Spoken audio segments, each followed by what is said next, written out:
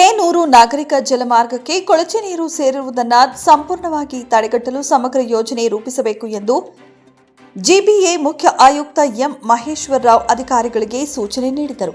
ಬಹುತೇಕ ಭಾಗದಲ್ಲಿ ಕೊಳಚೆ ನೀರು ನಿಯಂತ್ರಣದಲ್ಲಿದೆ. ಇನ್ನು ನಿಯಂತ್ರಣವಾಗದಿರುವ ಸ್ಥಳಗಳನ್ನ ಬೆಂಗಳೂರು ಜಲಮಂಡಳಿಯು ಸಮೀಕ್ಷೆ ನಡೆಸಿ ತಕ್ಷಣ ಸಮಗ್ರ ಪರಿಹಾರದ ಯೋಜನೆ ಕಲ್ಪಿಸಬೇಕು ಎಂದು ತಿಳಿಸಿದರು.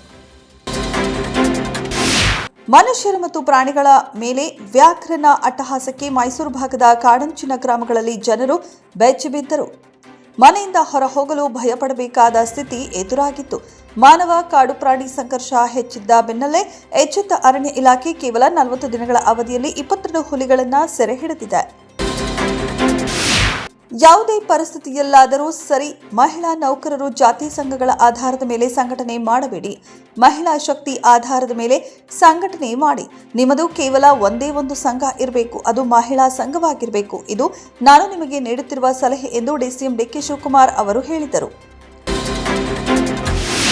ರಾಜ್ಯದಲ್ಲಿ ಮತ್ತೆ ಹಿಜಾಬ್ ವಿವಾದ ಭುಗಿಲೆದ್ದಿದೆ. ಹಾವೇರಿ ಜಿಲ್ಲೆ ಅಕ್ಕಿಲೂರಿನ ಸಿಜಿ ಬೆಲ್ಲದ ಸರ್ಕಾರಿ ಪ್ರಥಮ ದರ್ಜೆ ಕಾಲೇಜಿನಲ್ಲಿ ಕೆಲ ವಿದ್ಯಾರ್ಥಿನಿಯರು ಬುರ್ಕಾ ಧರಿಸಿ ಬಂದಿದ್ದನ್ನು ಖಂಡಿಸಿ ವಿದ್ಯಾರ್ಥಿಗಳು ಕೇಸರಿ ಶಾಲು ಧರಿಸಿ ಕಾಲೇಜಿಗೆ ಆಗಮಿಸಿದ್ದು ವಿವಾದಕ್ಕೆ ಕಾರಣವಾಗಿದೆ.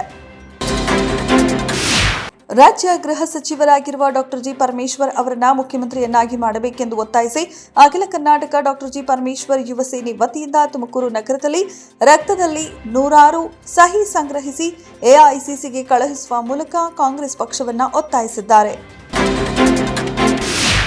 ಉಪ ಲೋಕಾಯುಕ್ತ ನ್ಯಾಯಾಧೀಶರಾದ ಬಿ ವೀರಪ್ಪ ಅವರು ಭ್ರಷ್ಟಾಚಾರದ ಕುರಿತು ನೀಡಿರುವ ಹೇಳಿಕೆಯನ್ನು ಸರಿಯಾಗಿ ಅರ್ಥೈಸಿಕೊಳ್ಳದೆ ವಿರೋಧ ಪಕ್ಷದ ನಾಯಕ ಆರ್ ಅಶೋಕ್ ಅವರು ಬಿಜೆಪಿಯ ಪಾಪದ ಗಂಟನ್ನ ತಮ್ಮ ತಲೆಗೆ ಕಟ್ಟಲು ಹೋಗಿ ತಮ್ಮ ಕಾಲ ಮೇಲೆ ತಾವೇ ಚಪ್ಪಡಿ ಎಳೆದುಕೊಂಡಿದ್ದಾರೆ ಎಂದು ಮುಖ್ಯಮಂತ್ರಿ ಸಿದ್ದರಾಮಯ್ಯ ವ್ಯಂಗ್ಯವಾಡಿದ್ದಾರೆ.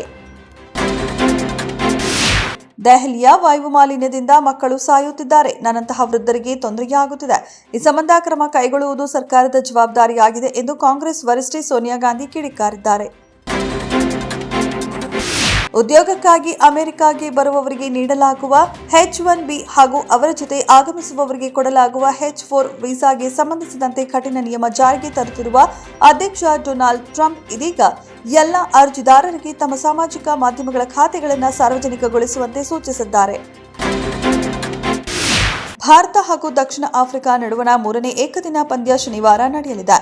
ಈ ಪಂದ್ಯದಲ್ಲಿ ರೋಹಿತ್ ಶರ್ಮಾ ಹಾಗೂ ವಿರಾಟ್ ಕೊಹ್ಲಿ ಅವರ ಮೇಲೆ ಎಲ್ಲರ ಚಿತ್ತ ನೆಟ್ಟಿದೆ.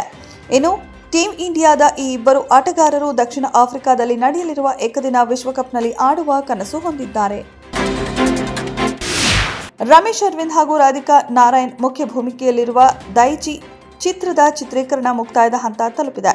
ಇತ್ತೀಚೆಗಷ್ಟೇ ಚಿತ್ರತಂಡ ವಾರಣಾಸಿಯಲ್ಲಿ ವಿಶೇಷ ಸನ್ನಿವೇಶಗಳ ಚಿತ್ರೀಕರಣ ನಡೆಸಿದ್ದು ಅತಿಥಿ ಪಾತ್ರದಲ್ಲಿ ನಿರ್ದೇಶಕ ಗುರು ದೇಶಪಾಂಡೆ ಕಾಣಿಸಿಕೊಂಡಿದ್ದಾರೆ.